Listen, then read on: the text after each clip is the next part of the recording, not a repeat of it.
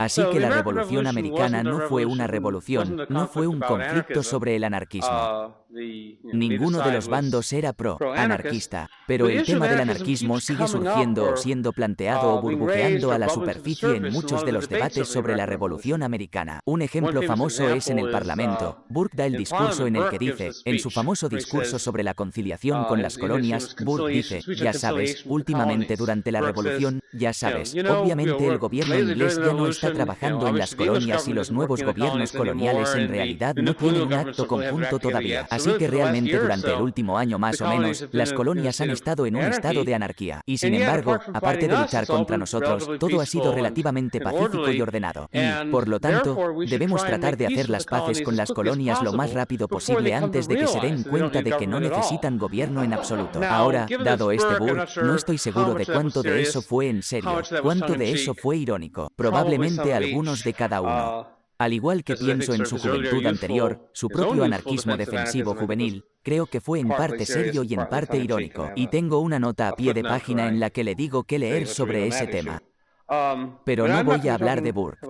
Voy a hablar de estos dos debates que ocurrieron en la Revolución Americana.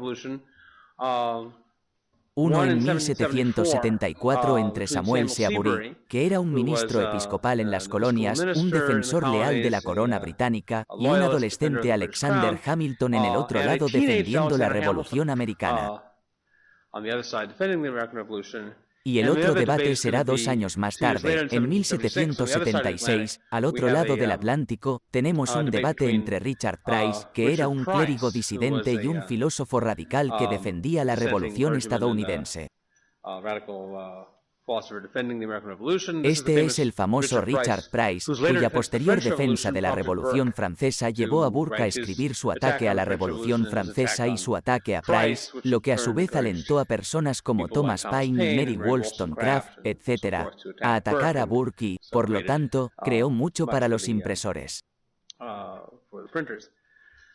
Y en el otro lado de ese debate está John Linde, que era un seguidor de Bentham, que era crítico, como Bentham, crítico de los derechos naturales y también crítico de la Revolución Americana, aunque no todos los críticos utilitaristas de los derechos naturales eran críticos de la Revolución Americana, pero él no lo era. Vale, empezando por Hamilton y Seabury. Ahora, inicialmente podría pensar que en un debate entre Samuel Seabury y Alexander Hamilton, no habrá mucho que le guste a un libertario. Por un lado, tenemos a Alexander Hamilton, que tiende a ser el padre fundador menos favorito de los libertarios. Por otro lado, tenemos a Samuel Seabury, un opositor de la Revolución Americana, que es la única guerra que gusta a los libertarios.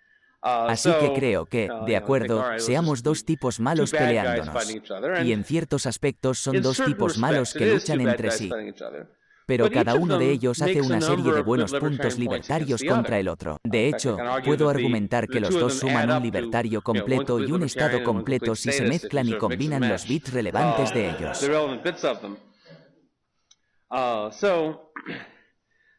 Así que comenzaremos con lo que dijo Seabury en su panfleto Debate con Hamilton. La principal preocupación que impulsa a Seabury es que el Congreso Continental aprobó estas medidas que restringen el comercio con Gran Bretaña, diciendo que de ahora en adelante no deberíamos importar té y esas cosas de Gran Bretaña.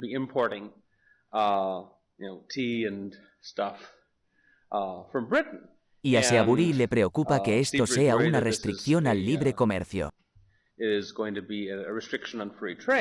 Y entonces Seabury plantea lo que suenan, al menos cuando tiene este sombrero puesto, suenan como objeciones libertarias a lo que está haciendo el Congreso Continental. Así que aquí hay un extracto. Aquí, cuando te dice, está hablando con, para aquellos de ustedes que tienen un artículo, estoy comenzando en medio de la primera cita larga de la página 4. Está hablando con los suyos, inicialmente hablando con sus compañeros leales, quienes usted cambia a medida que avanzamos, pero dice, ¿se someterá a esta regulación servil? Debes, nuestros soberanos señores y maestros, los altos y poderosos delegados reunidos en el Gran Congreso Continental, lo han ordenado y dirigido. Han ordenado a los comités y a las respectivas colonias que inspeccionen la conducta de los habitantes y vean si violan la asociación, si beben té o vino con sus familias después del 1 de marzo o si usan ropa británica o irlandesa, etcétera, etcétera. Si lo hacen, sus nombres se publicarán en la Gaceta, para que puedan ser conocidos públicamente y condenados universalmente como enemigos de la... Deberían ser los derechos de la América británica, no las medias de la América británica, pero supongo que también se habrían opuesto a la importación de mayas, y enemigos de la libertad americana, y luego las partes de dicha asociación romperán respectivamente todos los tratos con él o ella. En términos sencillos, serán considerados forajidos, indignos de la protección de la sociedad civil y entregados a la venganza de una turba indignante y sin ley para ser alquitranados, emplumados, ahorcados, arrastrados, descuartizados y quemados, o la libertad estadounidense. Se puede ver que hay un poco de ambigüedad aquí en cuanto a si estas medidas que el Congreso está imponiendo estaban destinadas a ser ejecutables o no. Hace que parezca que solo están tratando de apoyar un boicot,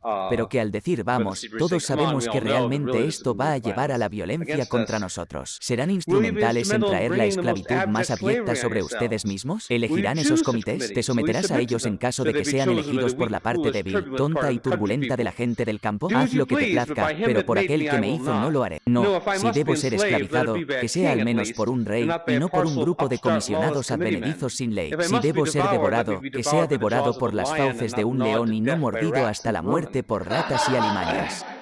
Ahora estos tipos son buenos escritores.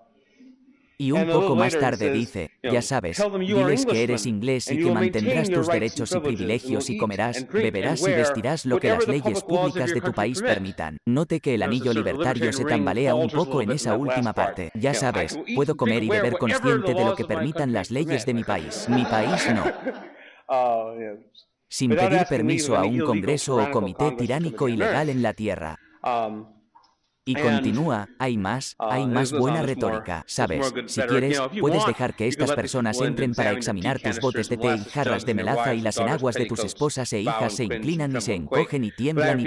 Pero repito por el cielo, no sabré que mi casa es mi castillo, etc. Antes de dejar que alguien entre en mi casa y sospeche, ya sabes, ¿qué bienes estoy usando? Moriré en lugar de someterme. Hagan lo que quieran, pero si algún caballero pragmático del comité viene a mi casa y se da aires, le mostraré la puerta. Y si no se va pronto, un buen garrote de nogal le enseñará mejores modales. El primer hombre del comité que venga a robarme mi té, mi vino o mi melaza sentirá el peso de mi brazo. Y si tú, y esta vez tú eres Hamilton, fueras el hombre, por ligero que lo pienses, un golpe de mi garrote te haría real, a pesar del grosor de tu cráneo.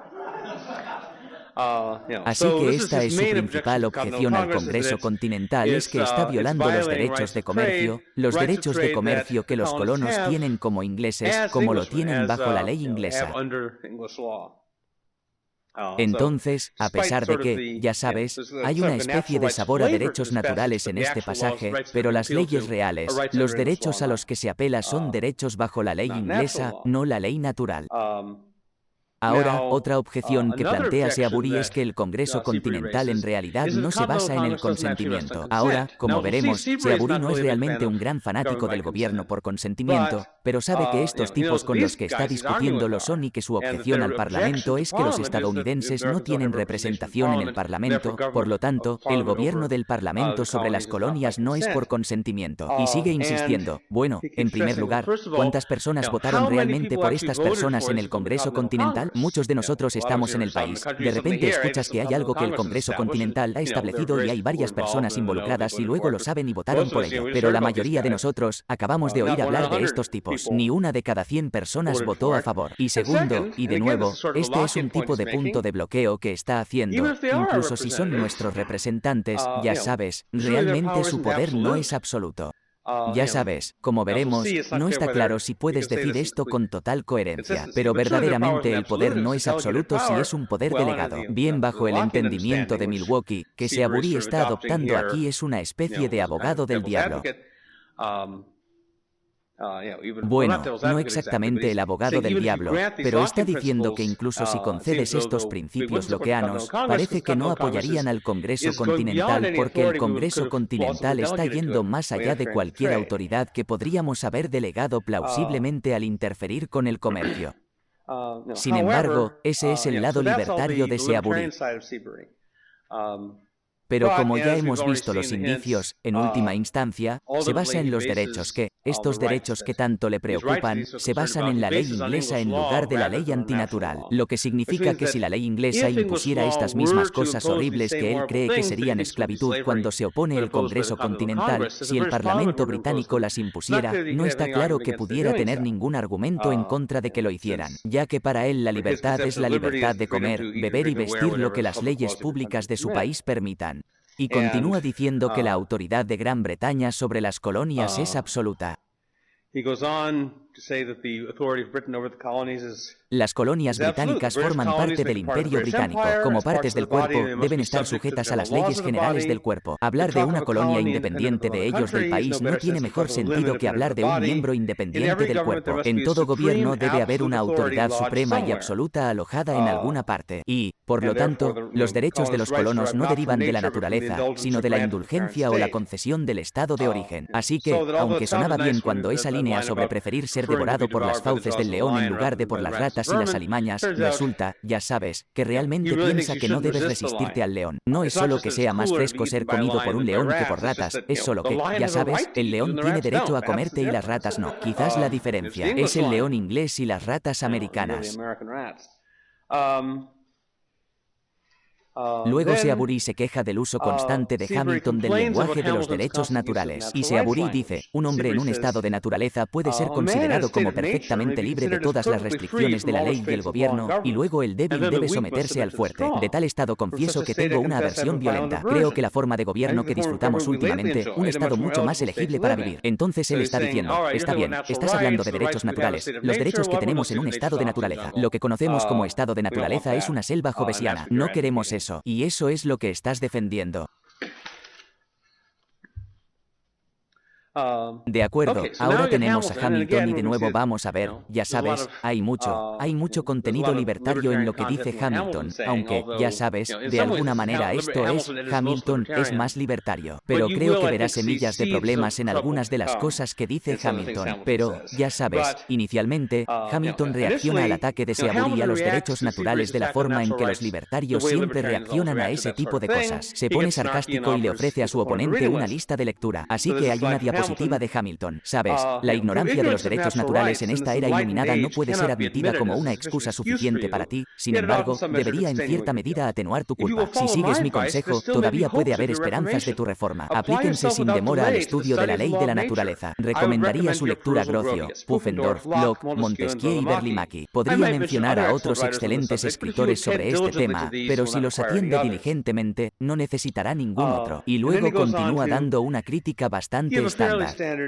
Él dice en primer lugar, ya sabes, dices que en un estado de naturaleza no hay restricciones de la ley y el gobierno. Equivocado, a menos que seas ateo como Hobbes, y Hamilton asuma que Hobson es ateo. A menos que seas un ateo como Hobbes, debes pensar que siempre existe la ley de Dios revelada a través de la ley de la naturaleza. Podemos inferir las intenciones de Dios de la forma en que Él nos hizo y, por supuesto, existen restricciones morales sobre lo que podemos hacernos unos a otros, incluso en un estado de naturaleza. Y como sigues jurando por el que te hizo, sabes, no debes ser realmente ateo, así que debes comprar esto. Y en esta famosa frase, los ritos sagrados de la humanidad no deben buscarse entre pergaminos viejos o registros mohosos.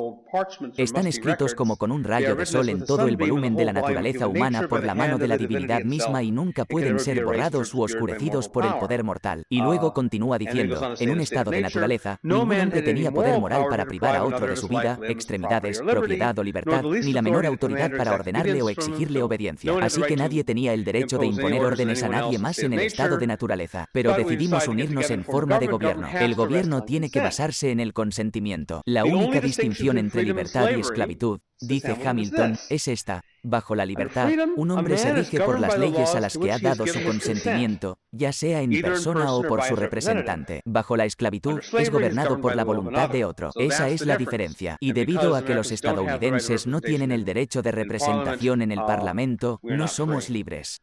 Somos esclavos. Ahora, por supuesto, ya sabes, cualquier libertario va a preguntar, Bueno, simplemente tener representación en el Parlamento. ¿Qué significa exactamente ser gobernado por tu consentimiento? ¿Se entiende por consentimiento del individuo? ¿O significa algún tipo de consentimiento colectivo o mayoritario? Si la mayoría consiente en algo y yo estoy en minoría, ¿eso realmente cuenta como consentimiento? ¿De qué estamos hablando aquí? Locke había intentado abordar este problema, al menos en una lectura estándar de Locke. Locke intenta abordar esto diciendo que se necesita el consentimiento unánime para establecer la sociedad civil. Una vez que lo estableces, dentro de la sociedad civil, el consentimiento de la mayoría es lo suficientemente bueno para el resto. Así que te unes a una sociedad y la disfrutas, aceptas estar sujeto a la regla de la mayoría y otras cosas, pero el consentimiento inicial tiene que ser unánime. Pero Hamilton no dice nada de eso, así que puedes preguntarte sobre eso. De todos modos, incluso si concedemos que estar representado en el Congreso Continental lo convierte en una autoridad legítima sobre usted. Por supuesto, hay una pregunta más. ¿La gente está realmente representada legítimamente en el Congreso? Hamilton ignora la preocupación de Severy de que la mayoría de la gente nunca tuvo la oportunidad de votar por ese Congreso.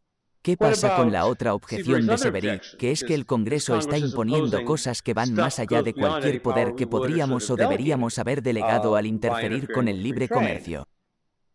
Aquí Hamilton comienza a sonar un poco más como el Hamilton que todos conocemos y amamos, con una interpretación característicamente amplia de lo que es la autoridad del gobierno. Dice que, cuando la salvación política de cualquier comunidad está en juego, corresponde a aquellos que se establecen como sus guardianes adoptar medidas tales como la justicia, el vigor y la probabilidad de éxito para enmendarlas, recomendarlas. En otras palabras, tenemos el problema de tratar con Gran Bretaña. La mejor solución que podemos encontrar es no comerciar con ellos y, por lo tanto, tenemos derecho a exigirlo.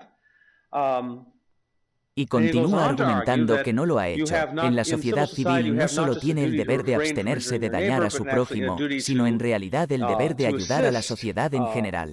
En una sociedad civil, es deber de cada rama en particular promover no solo el bien de toda la comunidad, sino el bien de todas las demás ramas en particular. Si una parte se esfuerza por vilipendiar los derechos de otra, el resto debe ayudar a prevenir la lesión. Cuando no lo hacen, pero permanecen neutrales, son deficientes en su deber y pueden ser considerados en cierta medida como cómplices. En otras palabras, si continúas comerciando con Gran Bretaña cuando Gran Bretaña nos está imponiendo estas cosas desagradables, si continúas comerciando con Gran Bretaña, eres cómplice de lo que está haciendo Gran Bretaña. Y por eso tenemos derecho a cerrarte. Así que hemos amenazando con la esclavitud absoluta de Gran Bretaña. Se ha demostrado que la resistencia por medio de la protesta y la petición no sería eficaz. La restricción de nuestro comercio es el único método pacífico a nuestro alcance para evitar el daño inminente. Por lo tanto, se deduce que tal restricción es necesaria.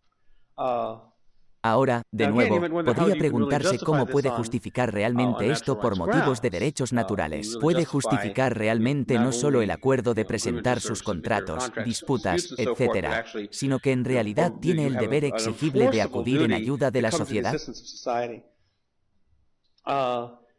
También hay algo un poco imperioso en el tono con el que Hamilton critica las críticas de Seabury al Congreso.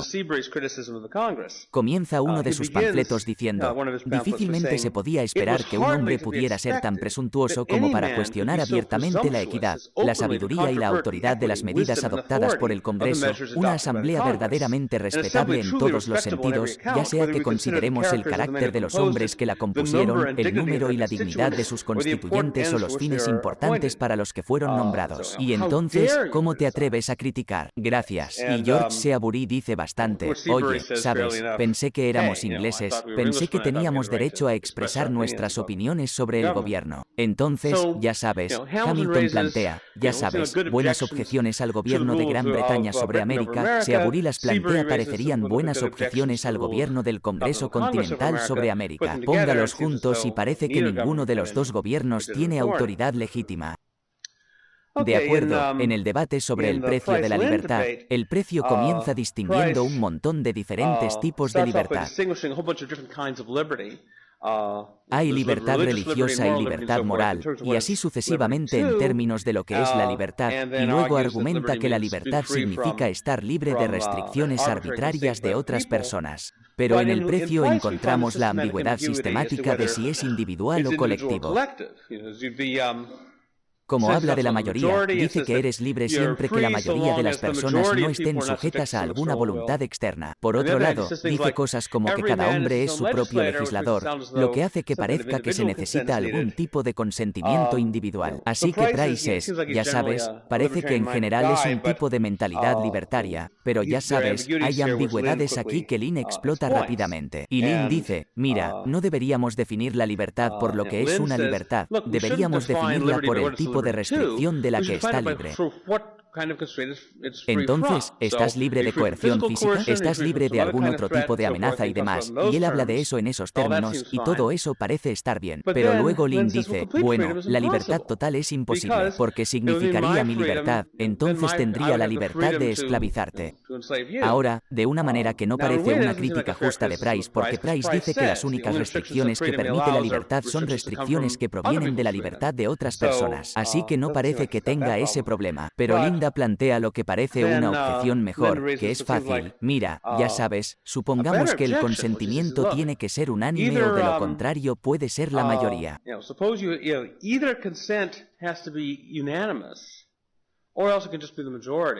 Y es solo la mayoría. Entonces, ¿qué le sucede a la minoría? Parece que, por definición, no son gratis. Y luego, si tiene que ser unánime, o se llega a un punto muerto en el que nadie puede hacer nada sin el consentimiento de nadie más, o la gente es libre de seguir su propio camino y la gente es libre de seguir su propio camino. Eso es anarquía. Es inconsistente con cualquier gobierno y no eres un premio anarquista. Entonces, ¿qué pasa? Y también dice, miren, la noción misma de gobierno implica algún tipo de asimetría y derechos entre los que gobiernan y los que son gobernados. Y por lo tanto, esta noción de igualdad de libertad que usted defiende es inconsistente con cualquier tipo de gobierno en absoluto.